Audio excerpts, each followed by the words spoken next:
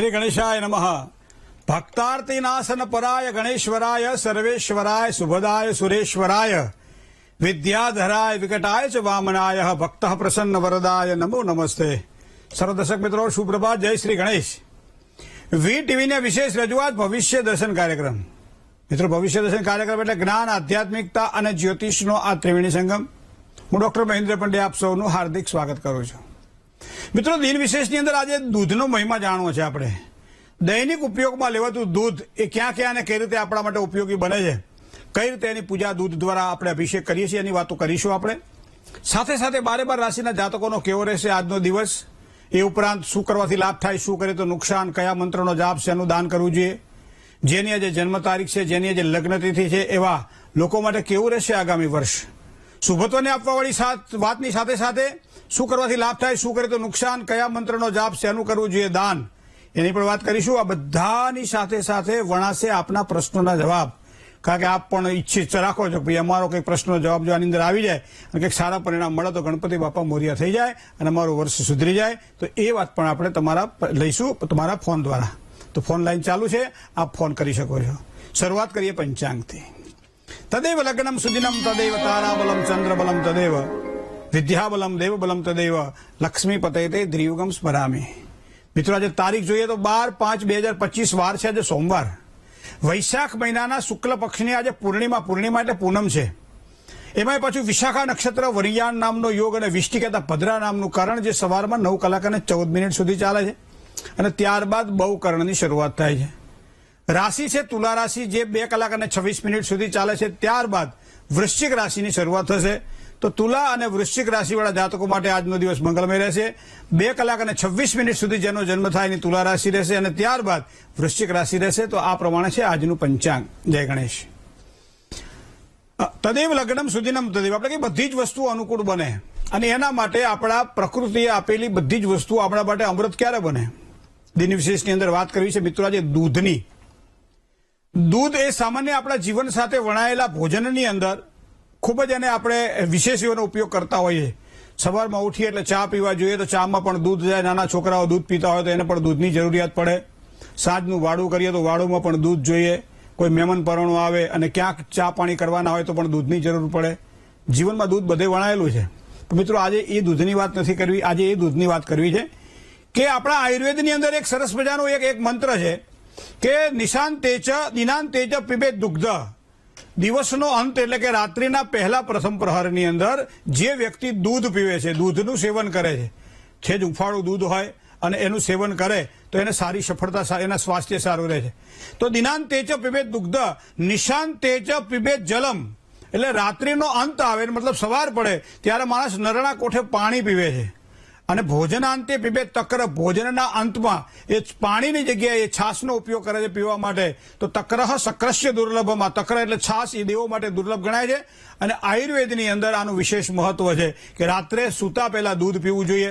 બપોરના ભોજનની અંદર વાળુમાં બપોરના ભોજનની અંદર આપણે દહીં આનો ઉપયોગ કરવો જોઈએ, જ્ઞાન થોડુંક નહીં પણ ચાલી શકે છે અથવા તો ચાલી શકે છે સાથે સાથે છાશ, બરાબર। સવારમાં ઉઠીએ ત્યારે આપણે નરણા કોઠે પાણી પીતા હોઈએ। મિત્રો, સામાન્ય રીતે ગાયના દૂધના મહિમાને આજે સમજવો છે આપણે। ગાયના દૂધનું શું છે મહત્વ મિત્રો? ગાયના દૂધને અમૃત શા માટે માનવામાં આવે છે? ગાયનું દૂધ બધા રોગોમાંથી મુક્તિ શા માટે આપે છે? ગાયનું દૂધ શા માટે પવિત્ર માનવામાં આવે છે?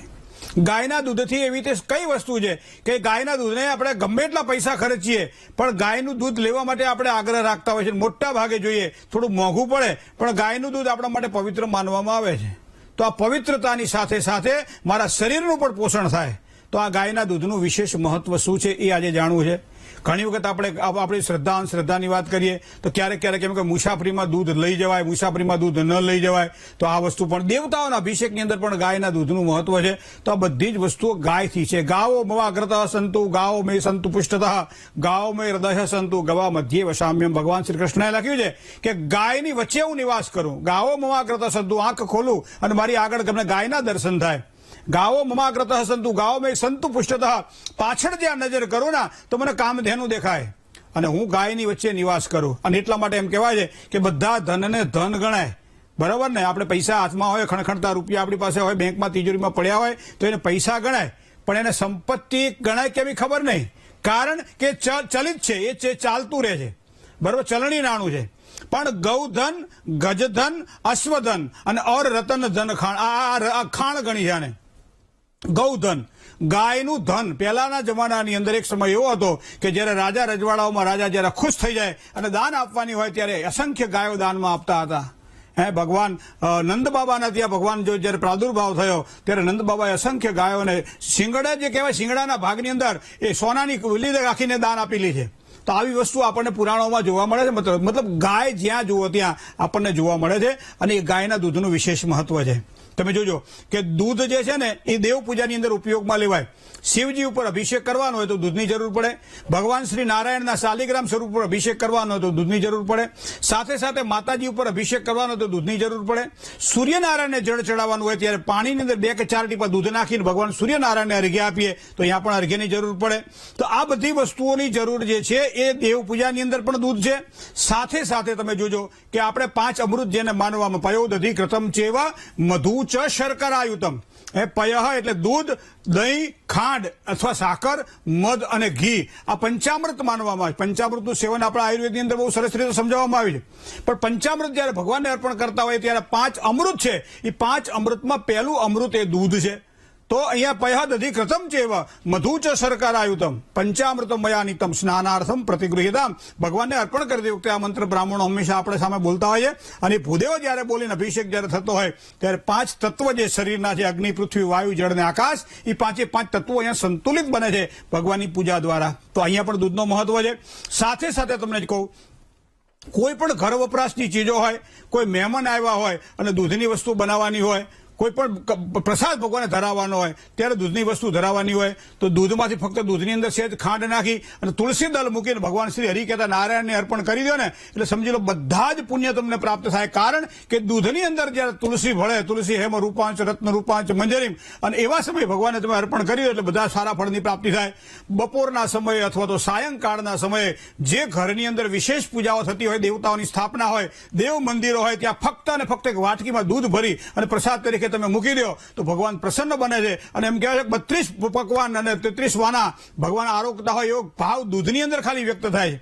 અને એ સિવાય વિશેષ હરખ હોય તો બજારમાંથી બનાવી લઈ આવીએ, સર પેંડા લઈ આવીએ અથવા તો હલવો લઈ આવીએ, એ ભગવાનને આપણે ધરાવીએ અને ભગવાનને પ્રસાદ તરીકે ધરાવી અને જેટલા મોઢા એ ભગવાનના મુખ છે એવું સમજી અને પ્રસાદ વહેંચીએ. ઘણા લોકો એમ કે પ્રસાદ 2 જણાએ ખાવાનો, પ્રસાદ 3 જણાએ ખાવાનો, પણ ના, પ્રસાદ પ્રભુ સાદ પાડે અને દોડી જવું એનું નામ પ્રસાદ છે. તો એટલો બધો ભગવાનનું જે ભગવાનને અર્પણ કરેલું છે. સામાન્ય રીતે ઘરમાં તમે જે શીરો બનાવો અને બધા ઉભા ગળે ખાઓ એને શીરો કહેવાય. પણ ભગવાન સત્યનારાયણ કથાની અંદર શીરો બનાવવાનો હોય, તુલસી દળ મૂકીને ભગવાનને તમે અર્પણ કરી દો પછી તમે એ શીરો ખાઓ. એ ચાહે રાજગરાનો હોય કે ચાહે ગમે તે હોય, પણ એ શીરો તમને મીઠો એટલા માટે લાગે છે કે ભગવાનનો શ્વાસ એની અંદર પડેલો છે, ભગવાને ભોજન કરેલું છે, માટે એનો પ્રસાદ મને તમને મીઠો લાગે છે. તો સત્યનારાયણના પ્રસાદમાં જે મીઠાશ છે એ મીઠાશ ઘરમાં બનાવેલા શીરામાં નથી. માટે એમ કહે છે ભગવાનને અર્પણ કરીને ભોજન કરો તો એ તમારા માટે પ્રસાદ બની જાય છે. તો એમાં પણ દૂધનો ઉપયોગ આપણને જોવા મળે છે. મીઠાઈ પ્રસાદમાં, હલવા પેંડામાં દૂધનો ઉપયોગ આપણને જોવા મળે છે. ક્યારેક ક્યારેક પિતૃઓની પૂજા કરવાની હોય, બ્રાહ્મણો જમાડવાના હોય, ઘરની અંદર કોઈ મહેમાન આવ્યું હોય, ગમે તે કામ હોય તો માણસ શું બનાવે કે દૂધપાક બનાવો. અત્યારે તો શ્રીખંડ ને રસ ને બધું આવું બહારથી તૈયાર મળે છે. પહેલાના જમાનામાં આવું નતું મિત્રો. પહેલાના જમાનાની અંદર કેસર નાખેલું સરસ મજાનો દૂધપાક બનાવવામાં આવતો હતો. અંદર ઉપર ચારોળી પધરાવવામાં આવતો, ઘણી બધી વસ્તુઓ સારી સારી ઔષધિઓ પધરાવી અને એ દૂધપાકને અમૃત બનાવી અને આપણે પીરસાતો હતો. અને એવા સમયે જે ભોજનની અંદર ક્ષુધા જે શાંત કરે અને એ જે દૂધનો જે ઔષધ છે એ દૂધપાકમાં આપણે જોતા હતા. ક્યારેક ક્યારેક તમે જો પિતૃઓને અર્પણ કરવાનું હોય ત્યારે આપણે દૂધનો ઉપયોગ કરી દૂધપાક બનાવીએ છીએ. ક્યારેક ક્યારેક ઘરની અંદર અથવા માતાજીની કોઈ પણ પ્રકારની પૂજા લઈ લો ને તમે, સહેજ ગુલાબની 4-5 પાંખડીઓ તમે ખીરની ઉપર મૂકી દો અને ભગવતીને જગદંબાને ભોગ ધરાવો અને પછી એ નાની નાની દીકરીઓને પ્રસાદ તરીકે આપો. કોઈ દાડો દેવું ના થાય, કોઈ દાડો નક્ષત્ર બદલાય નહીં, કોઈ દાડો ઋણ ના થાય, કોઈ દાડો મસ્તક ઉપર કોઈ વ્યાધિ ઉત્પન્ન ના થાય, કોઈના ઉપર દ્વેષ ના થાય. શું કામ કે માતાજીનું આ અમૃત જે છે આપણા પેટમાં પડેલું હોય. એવા સમયે ખીરનો ઉપયોગ આપણે કરતા હોય છે. ચોખાની સાથે સાથે દૂધનો પણ ઉપયોગ કરીએ તો એ ખીર બનાવેલી હોય માતાજીને ભોગ તરીકે ધરાવીએ અને પછી પ્રસાદ તરીકે આપણે લઈએ તો આપણને સારી સફળતા, સારા ફળની પ્રાપ્તિ થતી આપણને જોવા મળે છે. સ્વાસ્થ્યની અંદર પણ જુઓ કે જેનું શરીર આમ અલમસ્ત થઈ ગયેલું હોય ને, આપણે થઈ ગયા ખાધે પીધે સૂકી છે, પણ એવા લોકો પણ દૂધનું વ્યવસ્થિત રીતે ઔષધ નાખીને સેવન કરે તો મેદ મુક્તિ મળે. મતલબ મેદ શરીરમાં વધી ગયો હોય ને તો મેદમાંથી પણ એને મુક્ત થવાય છે. આયુર્વેદના નિયમ પ્રમાણે એના યોગ્ય ઉપચારથી આગળ વધે તો સારી સંગ્રહણીનો લગતો રોગ થયેલો હોય તો એમ કહેવાય છે કે દૂધ પીવાથી સારા ફળની આપણને પ્રાપ્તિ થાય છે. અને એટલા માટે કદાચ કોઈ કોઈ પણ કીટાણુ એમ કે પાણીની અંદર હોય અને પાણીજન્ય કીટાણુ શરીરને નુકસાન ન કરાવે માટે જે ગોળામાંથી જે માટલામાંથી પાણી પીતા હોઈએ સવારમાં એ માટલાને પિતૃ સ્વરૂપે એને યાદ કરી અને ઘીનો દીવો તમે પ્રગટાવી દો છો. ઘણા લોકો પૂછે પિતૃઓને ઘીનો દીવો અર્પણ કરો કે તેલનો દીવો અર્પણ કરો, આડી વાટનો કરો કે ઊભી વાટનો કરો, આ પ્રશ્ન બધા ઘણા બધા હોય છે. પણ મિત્રો ઘીનો દીવો જ કરાય ને ઊભી વાટનો જ કરાય, કારણ કે ત્યાં જે જળ છે, જળની અંદર જે કીટાણુ છે એ કીટાણુ હંમેશા અહીંયા દીવાની જે લો છે એને નાશ કરે છે. માટે સવારમાં ઉઠીને આ દીવામાં તમે ઉપયોગ કરો તો આ ઘીનો દીવો તમે કરો તો ગાયનું ઘી તમને વિશેષ અનુકૂળતા કરી આપશે. યજ્ઞ યાગાદી કર્મ જ્યારે કરવાના હોય ત્યારે પણ ઘીના દીવાનું વિશેષ મહત્વ, ઘીનું વિશેષ મહત્વ માનવામાં આવે છે. અને એટલા માટે જેમ કે ભેંસના દૂધનો ઉપયોગ આપણે બહુ ઓછો કરતા જોવા મળે. ગાય પર કેવી ખબર છે, કામધેનુ સ્વરૂપા ગાય જેને કહેવાય ને, કે જેની પર કુંધ હોય ને એ ગાયના દૂધનો ઉપયોગ થાય. કઈ ગાયનું દૂધ અમૃત ગણાય છે. બાકી જે આપણે અત્યારે જે દૂધ પીએ ગાયનું, એ ગાયની વાત નથી, એ તો એક દૂધનો એક ખજાનો છે. બરાબર, દૂધનું એક ઘણું બધું કહી શકાય એના માટે, પણ એ નથી કહેવું. આપણે સાચી અને સારી ગાય, જેને ગીરની ગાય જેને કહી શકાય, જેને સારી ગાય કહી શકાય, એવા ગાયના જે દૂધમાંથી બનેલી કોઈ પણ વસ્તુઓ જ્યારે વ્યક્તિ અર્પણ કરે, શાસ્ત્રની અંદર જ્યાં જ્યાં મંત્રો આવેલા છે ને દૂધના દહીંના, એ શું શું શીખવાડે છે. બ્રાહ્મણ દેવ જયારે પૂજા કરાવતા હોય ને અને મંત્રને જયારે ફોડીએ ને એના શબ્દને, ત્યારે ખબર પડે કે દૂધ મારા માટે અમૃત શા માટે છે, દૂધ મારા માટે વીર્યવર્ધક શા માટે છે, દૂધ મારા માટે શરીરનું પોષણ શા માટે કરે છે, દૂધ પીવાથી મને શું ફાયદા થાય, ક્યારે દૂધ પીવું જોઈએ, ક્યારે દૂધનો ઉપયોગ કરવો જોઈએ. મુસાફરીમાં દૂધનો ઉપયોગ ના કરાય, મુસાફરીમાં દૂધ ના લઈ જવાય. ઘણી વખત કોઈ હાથવાત કોઈને દૂધ ના અપાય, ઘણી વખત નથી કહેતા મીઠું કોઈને હાથવાત ના અપાય, મધ કોઈને હાથવાત ન અપાય, એમ દૂધ પણ કોઈને હાથવાત ન અપાય. આ વસ્તુને પણ ધ્યાનમાં રાખીએ આપણે મિત્રો, તો ઘણા સારા પરિણામો આપણને દૂધ દ્વારા પ્રાપ્ત થાય છે. અને દૂધ એટલે સફેદ, સફેદ એટલે અમૃત. આ અમૃત મને તમને જીવનમાં ખૂબ જ સારી ઉજાસ આપે છે, સારી શરીરની સુખાકારી પણ આપે છે. જય ગણેશ.